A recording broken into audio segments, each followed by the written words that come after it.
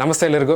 ನನ್ನ ಹೆಸರು ಅನಿಲ್ ದೋರಸಮುದ್ರ ಅಂತ. ಬಿಚ್ಚುಗತ್ತಿಯ ಬಂಟನ ಬಲ್ಲಿರೇನ ಸಿನಿಮಾದ ಡೈರೆಕ್ಟರ್. ಈ ಚಿತ್ರ ಚೋಮನದುಡಿ ಕಾದಂಬರಿಯಿಂದ ಇನ್ಸ್ಪೈರ್ ಆಗಿ ಮಾಡಿರೋದು, ಪ್ರೇರಿತಗೊಂಡು ಮಾಡಿರೋದು. ಚೋಮನದುಡಿಯಲ್ಲಿ ಕೆಲವೊಂದು ಎರಡು ಪಾತ್ರಗಳು ಕೊನೆಗೆ ಉಳ್ಕೊಳ್ತವೆ ಚೋಮನ ಕುಟುಂಬದಲ್ಲಿ. ಆ ಪಾತ್ರನ ಇಟ್ಕೊಂಡು ನೆಕ್ಸ್ಟ್ ಚಿಕ್ಕ ಹುಡುಗ ದೊಡ್ಡವನಾಗಿ ಏನ್ ಮಾಡ್ತಾನೆ ಅಂದ್ರೆ, ಅವರ ತಂದೆಯ ಆಸೆ ಜಮೀನ ಒಂದು ಉಳುಮೆ ಮಾಡಬೇಕು, ಒಂದು ಹಾಳು ಕೊಂಪೆನಾದ್ರೂ ಸಿಗಬೇಕು, ತಗೊಂಡು ಅದನ್ನ ಉಳುಮೆ ಮಾಡಬೇಕು ಅನ್ನೋ ಒಂದು ಆಸೆಯಲ್ಲಿ ಅವನು ಜರ್ನಿನ ಶುರು ಮಾಡ್ತಾನೆ.